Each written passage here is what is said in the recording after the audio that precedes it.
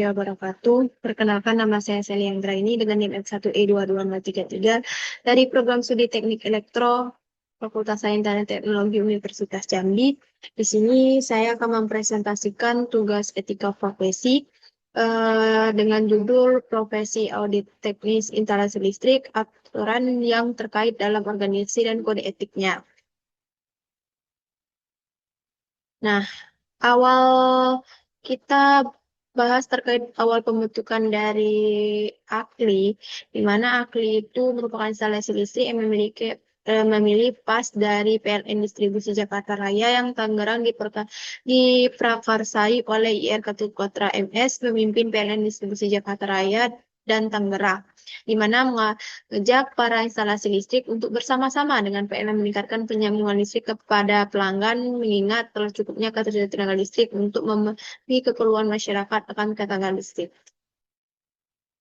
Nah, AKLI itu merupakan Asosiasi Kontraktor Listrik Mekanikal Indonesia. Bagi para kontraktor listrik, Mekanikal Indonesia penting dalam mendukung pertumbuhan industri infrastruktur ketenaga listrikan di Indonesia.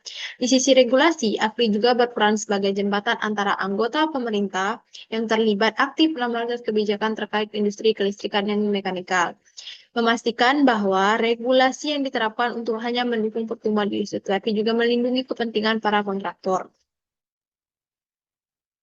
Selanjutnya, itu ada sertifikasi dan lembaga AKLI. Di dalam AKLI itu mewajibkan anggota memiliki yaitu SBU-JBTL atau sertifikasi Badan Usaha Jasa Penunjang Tenaga Listrik. Ada juga SKTTK atau Sertifikat Kompetensi Teknik Tenaga Listrik. Untuk mendukung hal ini, AKLI mendirikan LSBU PT Anugerah Kualitas Lingkungan Mandani Indonesia atau AKLIMA. Kemudian ada juga LSKPT Andalan Profesional Electrical Indonesia atau AP. Dengan kedua hal tersebut telah terakreditasi oleh Kementerian ISDM. Nah, untuk keanggotaan dari AKLI ini sendiri, AKLI itu memiliki jejaring nasional maupun internasional, di mana untuk luar negeri sendiri ada AFCI atau ASEAN Federation of Electrical and Engineering Contractor, kemudian ada juga FAVECPA atau Federation of Asian Pacific Electrical Control Association, kemudian ada IFIS, di mana International Forum Electrical Contractor. Untuk keanggotaan di dalam negeri sendiri ada MKI, mana Masyarakat Ketenaga Listrikan Indonesia, dan Kadin, itu merupakan Kamar Dagang Indonesia. Untuk jumlah anggotanya itu sekitar 3.500 di badan usaha tersebar di 33 provinsi. Jadi menurun di 7.000 sebelum pandemi. Nah, untuk kita bahas ke kode etik Asosiasi Kontraktor Listrik dan Mekanikal Indonesia. Yang pertama, di dalam ini Mekanikal Indonesia itu berasaskan Pancasila. Kemudian kontraktor listrik Mekanikal Indonesia sebagai abdi masyarakat lebih mengutamakan kepentingan masyarakat. Ada juga Mekanikal Indonesia senantiasa menjaga kesatuan dan persatuan.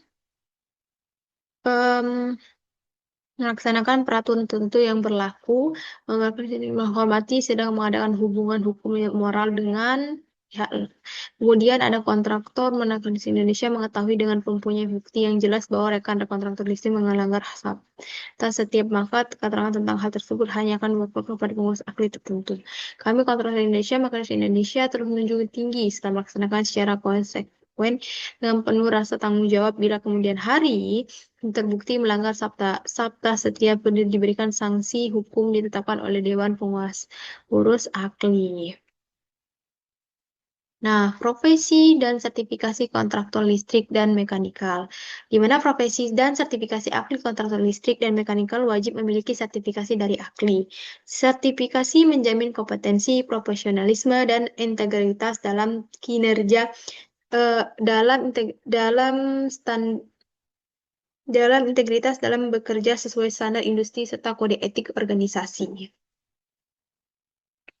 Nah, adapun tingkat-tingkat sertifikasi menjadi auditor teknis instalasi listrik, yaitu pertama tingkatan sertifikasi di mana tingkatan sertifikasi untuk menjadi auditor teknik instalasi listrik itu yang juga dikenal sebagai sertifikasi kompetensi tenaga teknik ketenagalistrikan atau SKTTK atau Serkom mengikuti jenjang kompetensi yang diatur oleh Kementerian ESDM. Nah, ada yang pertama, ada jenjang yang pertama ada auditor teknis instalasi listrik tingkat 1, di mana ini tuh merupakan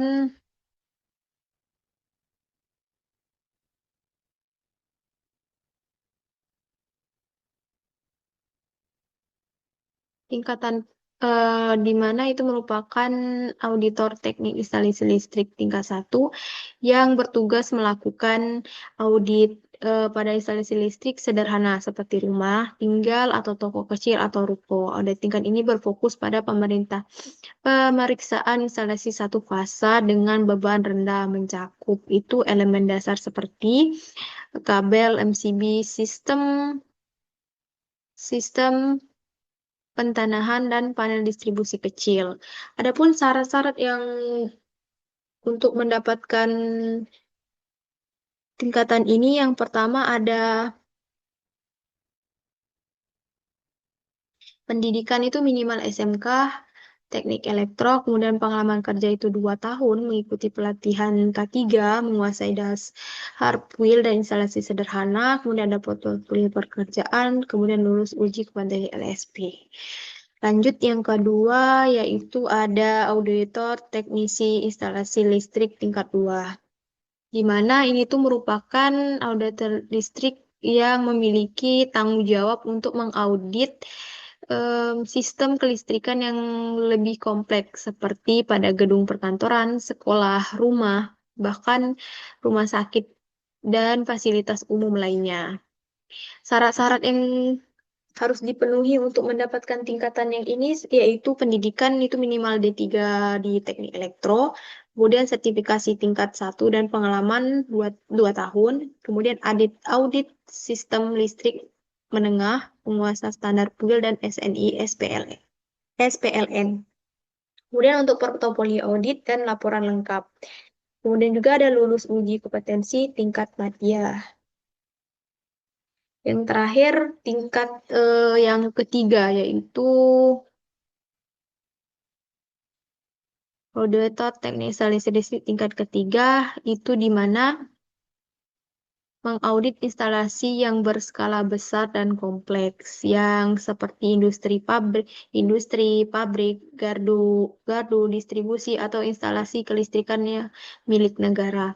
Audit ini harus menguasai pemeriksaan sistem trafo, genset, sistem proteksi lanjutan, pengendali otomatis, serta SCADA, serta memiliki kesesuaian dokumen teknis terhadap standar nasional seperti PUIL, SNI, dan SKKNI. Untuk persyaratannya itu minimal pendidikan S1 Teknik Elektro, disarankan itu STRT. Kemudian ada sertifikasi tingkat 2, pengalaman 3 tahun, pengalaman audit sistem tenaga besar, kemudian evaluasi dokumentasi teknis SLD, commissioning, dan beban, portofolio tingkat tinggi, dan lulusan uji kompetensi utama. Nah, akhir dari profesi audit teknik instalasi listrik ini merupakan profesi yang penting untuk menjamin keselamatan dan kelayakan sistem kelistrikan. Dengan adanya sertifikasi ini, kode etik dari ahli, maka mutu tanggung jawab dan integritas profesi dapat dijaga untuk mendukung pembangunan nasional.